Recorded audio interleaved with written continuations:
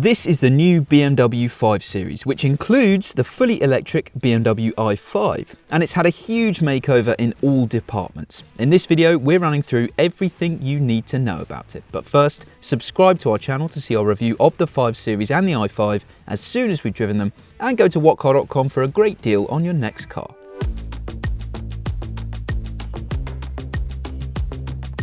So, the BMW 5 Series name first appeared back in the 1970s, and over the last 50 years, we've had 7 generations of BMW's excellent saloon.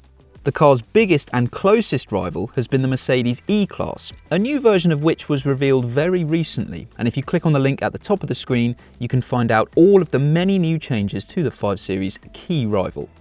The E-Class needed a big update, to be honest, because the previous 5 Series always had the upper hand and was a more polished product overall. To try and keep the 5 Series on top, we now have the 8th generation version of it, which includes a hotly anticipated fully electric version.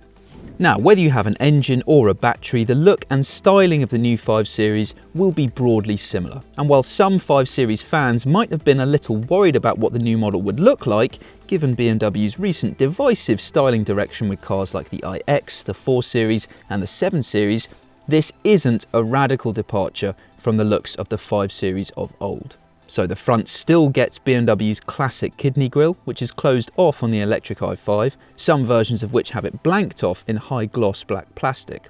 The grille can also light up on some models too, and there's flush door handles on the new 5 Series. So it has some new looks, and it's a bit bigger as well. Underneath, the new 5 Series shares a lot of parts with the new 7 Series. So now the 8th generation model is 97mm longer, it's 32mm wider and 36mm higher. The distance between the front and rear wheels is up 20mm, which should also make the space inside even roomier than before. The boot, though, is 10 litres smaller, now with a capacity of 520 litres. If you go for the electric i5, then you get a 490 litre boot. So yes, that is smaller than before, but the old 5 Series still had a fairly decent boot anyway, so this hopefully won't mean disaster for the new car's ability when it comes to practicality.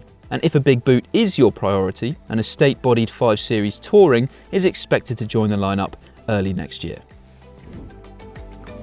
For the first time, the 5 Series features a fully vegan interior, with the dashboard, door panels, seats and steering wheel all featuring materials from sustainable sources, we're told. There's also a panoramic sunroof available for the first time in a 5 Series, which covers almost the entire roof surface, and apparently it offers a viewing area 90% larger than the sunroof in its predecessor. It's available as an optional extra. But otherwise, the interior look and layout seems like more of a modern update rather than a complete overhaul of the old 5 Series. The tech is different though. Inside, the new 5 Series and i5 follow the lead of the larger 7 Series and i7, with a new dashboard supporting a single curved display panel. The unit houses a 12.3-inch instrument display and a 14.9-inch infotainment touchscreen.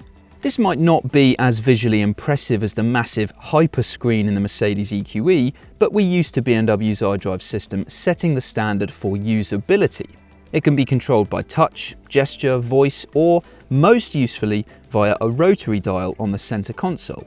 The rotary dial, and in particular how easy and safe it is to use while driving, has been one of the main reasons iDrive has been so good over the years, with other manufacturers offering fiddly touchscreen-only infotainment systems.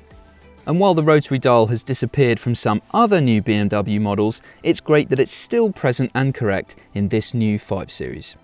But it's not all good news, because like other new BMWs, it looks like the air conditioning controls are now on the touchscreen itself, rather than having separate physical buttons and dials, which is a shame. The main touchscreen can also help to keep your passengers entertained while you're in traffic or charging up, because you can watch YouTube videos on its screen or even play games on it using your mobile phone as a controller. Like we saw on the new E-Class, there's also a kind of selfie camera which lets you take photos or record videos, and it can also be set to send an alert to your phone if someone breaks into your car, and it can record the footage. The same augmented reality navigation technology which we've been impressed by on the iX also features here. Elsewhere, a Bowers & Wilkins surround sound stereo can replace the standard fit Harman Kardon unit via the options list, and there's 4 USB-C charging ports. If you go for the regular 5 Series, then you'll find a pretty short list of engines to choose from. In fact, there's only one, and there will be no diesels at all in the UK. Instead, at launch, your only choice will be the rear-wheel drive 520i, which gets a turbocharged 2-litre 4-cylinder petrol engine with 205 brake horsepower and a 0 to 62 miles per hour time of 7.5 seconds. It also gets the benefit of mild hybrid electrical assistance to help with fuel economy, and an 8-speed automatic gearbox is standard. 2 plug-in hybrid variants of the 5 Series will join the lineup next spring. The first will be the 530e, which has a total system output of 299 brake horsepower from a 2-litre petrol engine paired with an electric motor and a 19.4 kilowatt-hour battery, capable of offering up to 63 miles of pure electric power. The 4-wheel drive 550e will get a 3-litre 6-cylinder petrol engine, a total system output of 489 brake horsepower and a slightly shorter electric range of up to 56 miles. These models will also be able to accept faster charging speeds than the old 5 Series. Capable of accepting a 7.4 kilowatt charging rate, it means you can now charge at double the speed from your home wall box compared to the old model. The plug-ins can't fast charge at 50 kilowatts though, and the new E-Class can. But the plug-in hybrids already seem like a big step forwards for BMW. The old 5 Series didn't have a particularly good electric range compared to its rivals, but this new model is basically double what the old one could manage, and now seems very competitive against the new plug-in E-Class. But perhaps the biggest news of all with the new 5 Series is the fact that there will be a fully electric i5 version. We already know that BMW is a real top-drawer electric car maker, with cars like the iX, the iX3, the i4 and the i7 all illustrating this. Which is why expectations are very high indeed for the new i5. An electric car up against very impressive competitors like the Mercedes EQE, Porsche Taycan and Tesla Model S, as well as the upcoming Audi A6 e-tron, which is due next year.